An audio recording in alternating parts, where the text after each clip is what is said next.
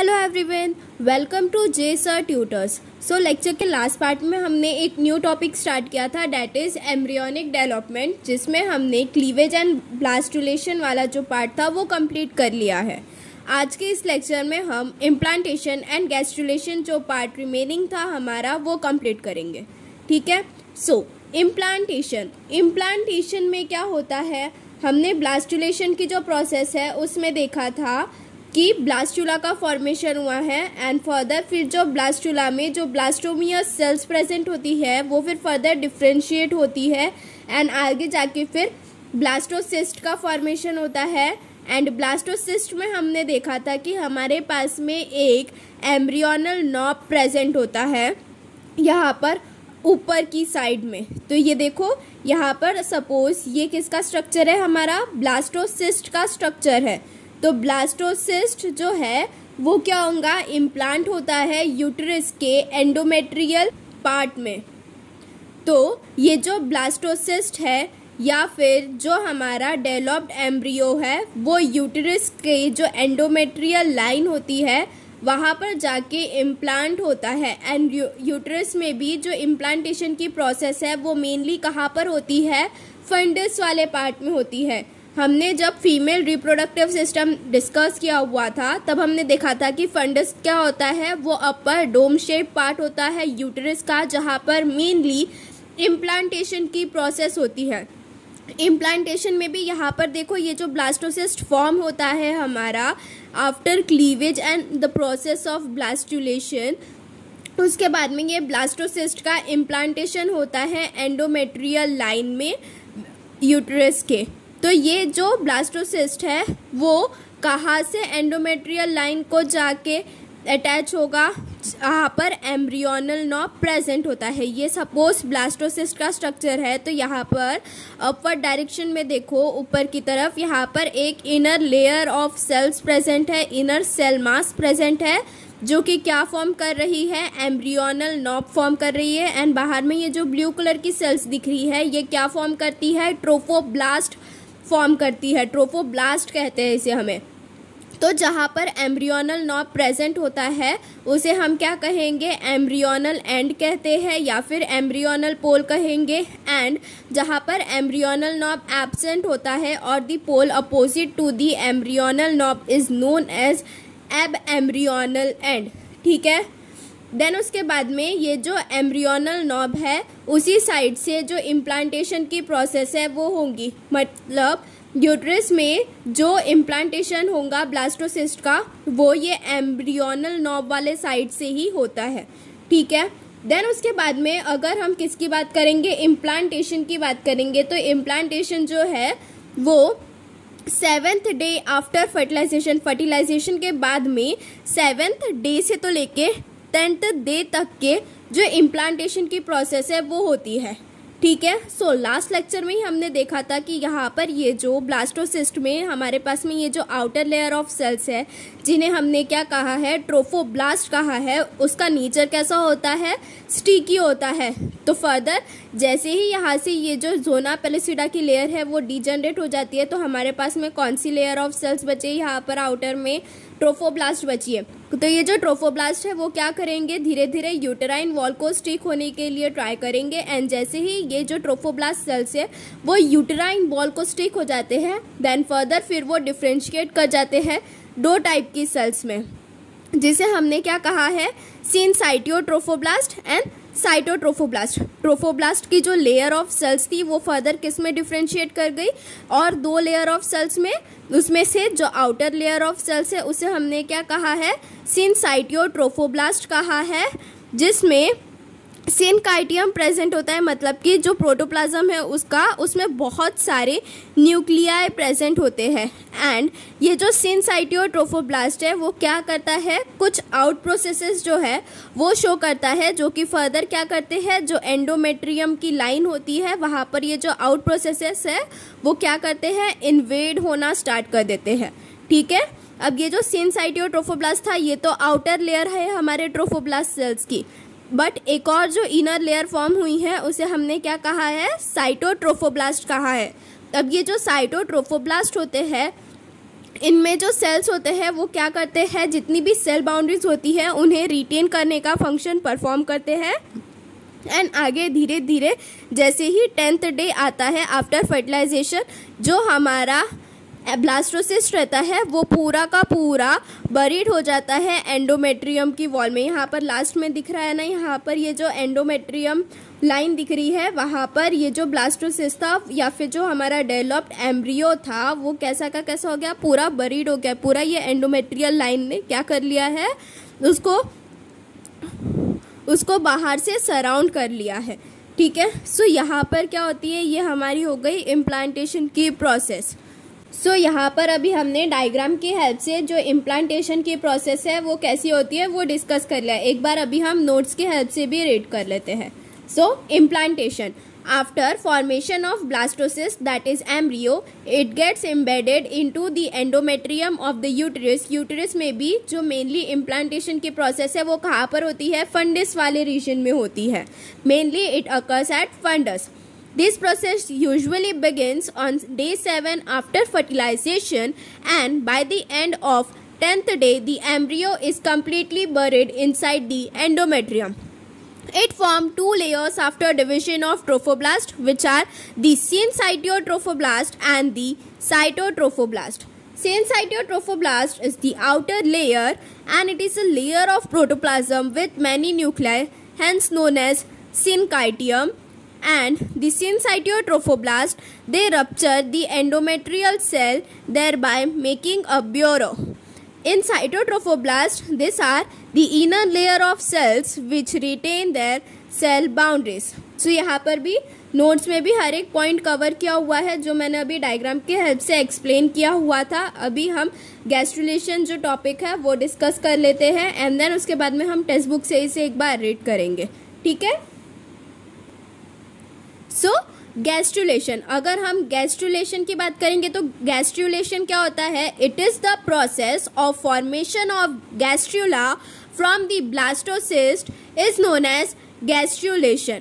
अब ये जितनी भी यहाँ पर ये जो गैस्ट्रुरल स्टेजेस हो रही है यहाँ पर, ये क्या करती है, इन सभी स्टेजेस में क्या होता है कि जो रेट ऑफ क्लीवेज या फिर जो डिविजन होता है वो धीरे धीरे कैसा होता है, स्लो डाउन होने लगता है। ठीक है, एंड उसके बाद में ये जो गैस्ट्रुलेशन की जो स्टेप है इसमें दो इम्पॉर्टेंट इवेंट्स जो है वो एक्टिवली होते हैं। पहला कौन सा है, डिफ्रेंसिएशन ऑफ ब्लास्टोमियर्स। हमने ब्लास्टुला का फॉर्मेशन देखा था, ब्लास्टुला में जो अंदर में सेल्स प्रेजेंट थी उन्हें हमने क्या कहा था, ब्लास्टोमियर्स कहा था। देन ब्लास्टोमियर्स जो है वो फिर फर्दर क्या करते हैं, डिफ्रेंशिएट होते हैं, एंड वो फिर 3 जर्माइनल लेयर्स का फॉर्मेशन करेंगे डिफ्रेंशिएट होने के बाद में। एंड ये जो 3 जर्माइनल लेयर्स होती है वो कौन कौन सी होती है, एक्टोडर्म, मेसोडर्म एंड एंडोडर्म। ठीक है, देन नेक्स्ट हमारे पास में एक और जो इम्पॉर्टेंट इवेंट आता है गैस्ट्रुलेशन में, वो कौन सा है, मॉर्फोजेनिक मूवमेंट है। मॉर्फोजेनिक मूवमेंट्स क्या होते हैं, ये ऐसे डिफरेंट टाइप ऑफ मूवमेंट है जो कि यहाँ पर गैस्ट्रुला वाले स्टेज में होंगे to reach their definite place in the embryo. ठीक है, देन अगर हम किसकी बात करेंगे, गैस्ट्रुलेशन की बात करेंगे, तो गैस्ट्रुलेशन कब होता है, 8th day after fertilisation. Fertilisation होने के बाद में 8th डे पर जो एक्चुअल गैस्ट्रुलेशन की प्रोसेस है वो एक एम्ब्रियो के अंदर में होना स्टार्ट होती है। इसमें क्या होता है कि यहाँ पर देखो ये जो हमारा ब्लास्टोसिस्ट था उसमें देखो ऊपर में ये जो सेल्स प्रेजेंट है फ्री एंड पे, इनर सेल मास के, ये जो फ्री एंड पर ये सेल है इसे हमने क्या कहा है, हाइपोब्लास्ट कहा है। हाइपोब्लास्ट को ही हम क्या कहते हैं, प्रिमिटिव एंडोडर्म कहते हैं, जो कि फर्दर आगे जाके जो एंडोडर्मल जर्माइनल लेयर होती है उसका फॉर्मेशन करेगा। अब ये जो हाइपोब्लास्ट सेल्स है वो क्या होंगे, धीरे धीरे फ्लैट होंगे, एंड देन उसके बाद में वो उनका डिवीजन स्टार्ट करेंगे। एंड ये जो यहाँ पर ब्लास्टोसिस्ट में जो कैविटी प्रेजेंट है दैट इज ब्लास्टोसेल, तो धीरे धीरे ये हाइपोब्लास्ट सेल्स क्या है वो फ्लैट होंगे, उनका डिवीजन वो फिर स्टार्ट करेंगे, एंड धीरे धीरे वो जो सेल्स है ये ब्लास्टोसेल कैविटी के तरफ में डाउनवर्ड डायरेक्शन में मूव करना स्टार्ट करेंगे। देन डाउनवर्ड डायरेक्शन में मूव होने के बाद में यहाँ पर उन्होंने एक अलग लेयर ऑफ सेल्स फॉर्म कर लिया है। एंड यहाँ पर ये जो एक लेयर ऑफ सेल्स फॉर्म हुई है उसे हमने क्या कहा है, एंडोडर्म कहा है। ठीक है, अब ये जो एंडोडर्म है, एंडोडर्म जो है मतलब हाइपोब्लास्ट जो है वो फर्स्ट ऐसी लेयर है जो कि डिफ्रेंशिएट हुई है एंड उसने क्या फॉर्म किया है, एंडोडर्म फॉर्म किया है। अब ये जो एंडोडर्म है वो कहाँ पर फॉर्म हुआ है, यहाँ पर ये जो ब्लास्टोसेल कैविटी प्रेजेंट है उसमें ही एंडोडर्म का फॉर्मेशन हुआ है। तो ये जो एंडोडर्म है वो फिर से एक और सैक का फॉर्मेशन कर रहा है जिसे हमने क्या कहा है, यॉर्क सैक कहा है। ठीक है, देन उसके बाद में यहाँ पर देखो हमारे पास में एक और जो रिमेनिंग लेयर ऑफ सेल्स बच रही है यहाँ पर इनर सेल मास की, जो कि सेल्स ऑफ रॉबर के साथ में कनेक्टेड है, उसे हमने क्या कहा है, एपीब्लास्ट सेल्स कहा है। The remaining layer of inner cell mass which is in contact with the cells of Rauber is known as epiblast cells and epiblast cells along with these cells of rubber they are togetherly known as the bilaminar embryonal disc। cells of rubber plus epiblast cells इन दोनों को collectively हम क्या कहते हैं, bilaminar embryonal disc कहते हैं।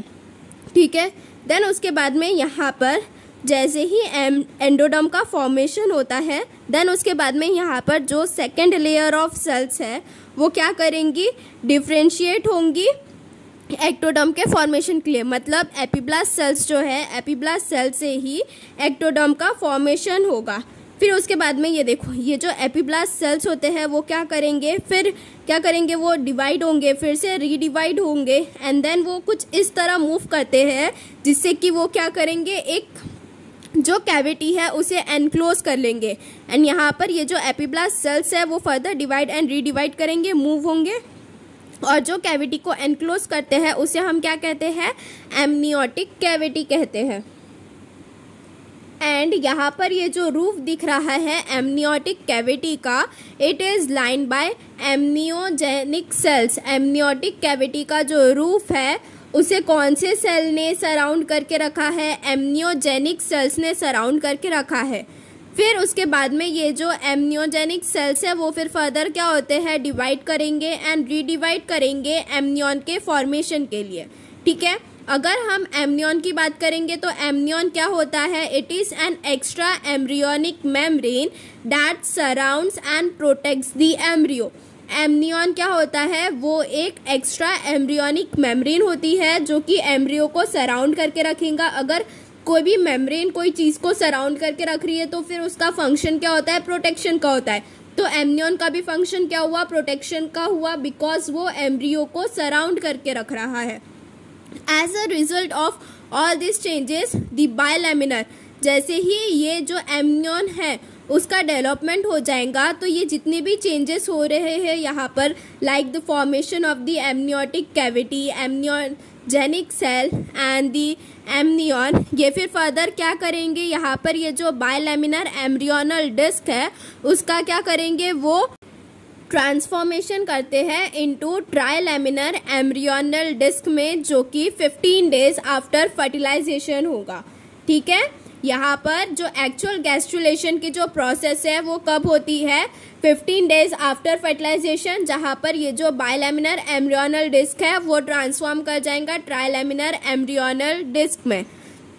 अब इसमें क्या हो रहा है कि ये जो ट्रांसफॉर्मेशन हो रहा है सेल्स का वो किसकी वजह से हो रहा है, ये जो सेल्स है वो उनका फिर फर्दर डिवीजन हो रहा है, रीअरेंजमेंट हो रहा है एंड ये जो माइग्रेशन हो रहा है एपीब्लास्ट सेल्स का, उसकी वजह से ये जो बायलैमिनर एम्ब्रियोनल डिस्क के जो सेल्स है वो किस में कन्वर्ट हो जाते हैं, किस में ट्रांसफॉर्म हो जाते हैं, ट्राइलैमिनर एम्ब्रियोनल डिस्क में ट्रांसफॉर्म कर जाते हैं। ठीक है, अब यहाँ पर ये जैसे ही ट्राइलैमिनर एम्ब्रियोनल डिस्क का फॉर्मेशन हो गया है देन वो फिर क्या फॉर्म करेगा, एक प्रिमिटिव स्ट्रेक और एक शैलो ग्रूव फॉर्म करेगा जिसे हमने क्या कहा है, प्रिमिटिव ग्रूव भी कहा है।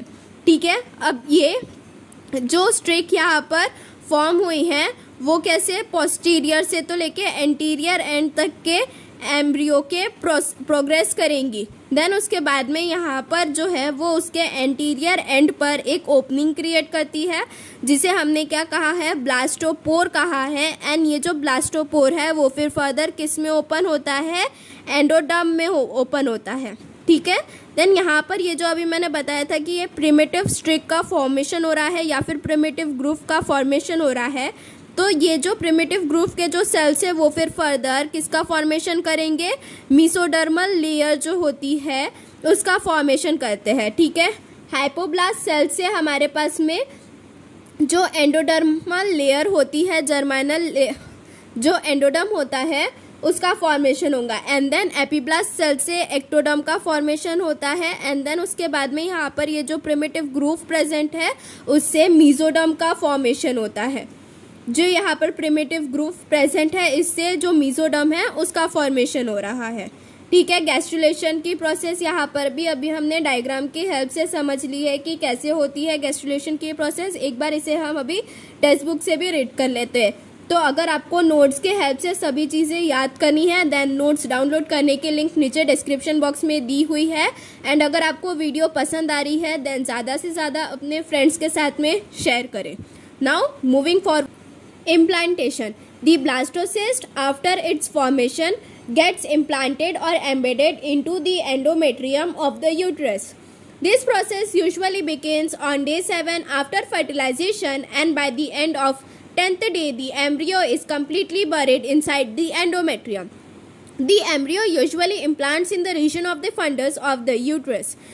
In the process, the embryo attaches itself by its embryonic pole close to the endometrium. The trophoblast cells of the animal pole have the power to stick to the uterine wall. Rapid division of trophoblast cells lying against the embryonal knob takes place. It results in the formation of two distinct layers, that is, syncytiotrophoblast and cytotrophoblast. The outer layer syncytiotrophoblast is syncytium, that is a layer of protoplasm with many nuclei. It gives out processes which extensively invade the endometrium. The lytic enzyme secreted by the trophoblast rupture the endometrial cells, thereby making a burrow into which the embryo begins to get implanted. By the end of 10th day, the whole embryo is deeply embedded into the endometrium, completing the process of implantation. The inner layer of cell is called the cytotrophoblast, cells with defined membrane, since the cells retain their cell boundaries. इसलिए cytotrophoblast को हम क्या कहते हैं, sales with defined membrane. तो यहाँ पर implantation की जितनी भी हर एक स्टेप्स थी, इम्प्लांटेशन की प्रोसेस कैसी होती है वो मैंने डायग्राम के हेल्प से आपको एक्सप्लेन किया हुआ है। एंड थ्योरी अभी हमने टेक्स्ट बुक से रीड किया हुआ है। तो आपको एज इट इज़ ये जो थ्योरी है वो पॉइंट वाइज एग्जाम में लिखनी है। अगर ये आपसे एज अ शॉर्ट नोट पूछा है, आप वहाँ पर ये डायग्राम जो मैंने नोट्स में ड्रॉ किया हुआ था वो भी ड्रॉ कर सकते हैं। देन जो प्रॉपर मार्क्स का डिस्ट्रीब्यूशन है वो कोई भी एग्जामिनर कर सकता है, ठीक है। Now moving forward towards gastrulation. Gastrulation, it is the process of formation of gastrula from the blastocyst. In the gastrula stage, there is slowing of the rate of cleavage or divisions, but there are two important events that take place actively. A differentiation of blastomeres. This process results in the formation of three germinal layers, that is ectoderm, mesoderm and endoderm, from the cells of the embryoblast. B is morphogenic movement. These are the different types of movements to reach their definite place in the embryo. Next यहाँ पर देखो, ये हमें VS of late gastrula का figure दिया हुआ है जो आप फिर से अपने एग्जाम में ड्रॉ कर सकते हो। एंड मैंने ये गैस्ट्रुलेशन का भी जो पूरा स्टेप्स है वो स्टेप वाइज हमने नोट्स के हेल्प से पढ़ा है यहाँ पर। एंड हम थ्योरी जो है वो टेक्स्ट बुक से कवर कर रहे हैं, ठीक है। Gastrulation begins in the embryoblast cells on about 8th day after fertilization. Cells on the free end of inner cell mass called hypoblast, that is primitive endoderm, become flattened, start dividing and grows downward towards the blastocell, that is the cavity of blastocyst. This layer called endoderm is first to differentiate. It grows within the blastocell and forms a sac called the yolk sac. The remaining cell of the inner cell mass in contact with the cells of robber are called as epiblast, that is, which forms the primary ectoderm. Both layers form a flat bilaminar embryonal disc. After formation of endoderm, the second layer to be differentiated is the ectoderm. Cells of epiblast divide and redivide and move in such a way that they enclose the amniotic cavity. The floor of this cavity has the embryonal disc. The pyramidal cells of the disc towards the amniotic cavity form the embryonal ectoderm. The roof of amniotic cavity is lined by amniogenic cells. Later these cells divide and redivide to form the amnion. Amnion is an extra embryonic membrane that surrounds and protects the embryo. As a result of all these changes, the bilaminar embryonal disc is positioned in between the amniotic cavity and the yolk sac. Actual gastrulation occurs about 15 days after fertilization, in which the bilaminar embryonal disc is transformed into a trilaminar embryonic disc. This transformation occurs by division, rearrangement and migration of the cells of epiblast. It begins with formation of primitive streak and a shallow groove on the surface is called primitive groove. This streak progresses from posterior to anterior end of the embryo. From the site of a primitive streak, a third layer of cells called mesoderm extends between ectoderm and endoderm. Anterior end of the primitive groove communicates with yolk sac by an aperture called blastopore, future anus. The embryonal disc now has differentiated into three layers, that is ectoderm, mesoderm and endoderm. The further process after gastrulation is called as histogenesis, that is the process of formation of tissues, followed by organogenesis. After histogenesis, organogenesis will take place in which organ formation occurs.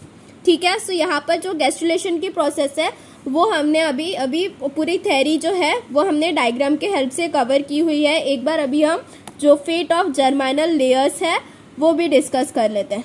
Okay, so fate of germinal layers में यहाँ पर जो ectoderm, mesoderm and endoderm दिया हुआ है, तो इनसे हमारा कौन सा बॉडी ऑर्गन जो है वो फॉर्म हो रहा है. एक्टोडर्म से हमारा कौन सा बॉडी ऑर्गन फॉर्म हो रहा है, लाइक रेटिना हो रहा है, सलाइवरी ग्लैंड्स हो रहा है, स्किन हो रहा है, पीनियल ग्लैंड का फॉर्मेशन हो रहा है, एंड हमारा जो पूरा नर्वस सिस्टम है वो कैसा होता है, एक्टोडर्मल इन ओरिजिन होता है. तो ये सब चीज़ें मतलब हमारे बॉडी का कौन सा ऑर्गन है, कौन से ऑर्गन का डेवलपमेंट हो रहा है from the germinal layer, that is ectoderm, mesoderm and endoderm, वो हमें इसमें बताया है. ये जो पार्ट है ये ज़्यादातर जो MCQ बेस्ड एग्जाम्स होती है आपकी, लाइक नीट एंड MHTCET, उनमें ज़्यादातर ये क्वेश्चंस पूछते हैं. एंड आप सभी के एग्जाम्स में भी जो MCQs आएंगे, फिल इन द ब्लैंक्स आएंगे या फिर मैच द फॉलोइंग आएंगे, उनमें ये सब चीज़ें ज़्यादा पूछ सकते हैं आपसे. ठीक है, सो ये सब चीज़ें भी अच्छे से याद करके चले जाना. Ectoderm it gives rise to epidermis of skin, hairs, nails, sweat glands, salivary glands, mammary glands, lacrimal glands, sebaceous glands, cornea, lens, retina, conjunctiva, nasal epithelium, enamel of teeth, internal and external ear, foregut, hindgut, adrenal medulla, anterior and posterior pituitary, pineal gland and entire nervous system. ये जितने भी सब यहाँ पर organs दिए हुए हैं ये किससे फॉर्म हुए हैं, कौन सी लेयर से फॉर्म हुए हैं, एक्टोडर्म से फॉर्म हुए हैं. Next is mesoderm. Mesoderm forms all types of muscles. Mesoderm जो है वो हमारी बॉडी में जितनी टाइप्स की मसल्स है वो सभी की सभी मसल्स जो है वो मेसोडर्म से ओरिजिनेट करती है, मेसोडर्म से ही फॉर्म होती है. एक्सेप्शन आ जाएगा उसमें एक iris muscles and ciliary muscles जो होती है हमारी आई की, उनका ओरिजिनेशन कहाँ से होता है, एक्टोडर्म से होता है. Mesoderm forms all types of muscles except iris muscles and ciliary muscles of eye which originate from ectoderm. Connective tissues, dermis of skin, adrenal cortex, adrenal medulla कहाँ से originate हुआ है, ectoderm से हुआ है. adrenal cortex कहाँ से हो रहा है, mesoderm से हो रहा है. ठीक है, नेक्स्ट मेसोडर्म में हार्ट का फॉर्मेशन कैसे होता है, मेसोडर्मल इन ओरिजिन है heart. Blood vessels, lymphatic vessels, middle ear, external and internal ear देखे थे वो कैसे है, एक्टोडर्मल इन ओरिजिन है. मिडल ईयर कैसा है, मेसोडर्मल इन ओरिजिन है. Dentine of teeth, urinary and reproductive ducts, gonads that is the sex organs, kidney, sclera and the choroid of eye, ये सभी के सभी ऑर्गन्स कैसे है, मेसोडर्मल इन ओरिजिन है. Then endoderm develops into the epithelium of midgut, glands of stomach and intestine, tongue, tonsils, trachea, bronchi, larynx, urinary bladder, vagina, liver, pancreas, thyroid gland, parathyroid gland, thymus gland, Eustachian tube, epithelium of urethra and lining of middle ear. ये सभी की सभी चीज़ें जो है वो किससे developed हुए हैं, वो कैसे है ओरिजिन में, एंडोडर्मल इन ओरिजिन है। ठीक है, सो आज के इस लेक्चर में जो हमारा एम्ब्रियोनिक डेवलपमेंट का पूरा पार्ट था, that is cleavage and blastulation, वो तो इसके पहले वाले लेक्चर में ही कंप्लीट कर लिया है। आज के इस लेक्चर में हमने इम्प्लांटेशन एंड गैस्ट्रुलेशन जो पार्ट बचा हुआ था वो भी कंप्लीट कर लिया है। नेक्स्ट लेक्चर में हम जो प्रेगनेंसी होता है वो टॉपिक जो है वो स्टार्ट करेंगे। ठीक है, सो अगर आपको नोट्स के हेल्प से पढ़ना है देन नोट्स डाउनलोड करने की लिंक नीचे डिस्क्रिप्शन बॉक्स में दी हुई है। And if you like the video please like, share and subscribe our channel, and if you are having any queries then do message in the comment box. Thank you.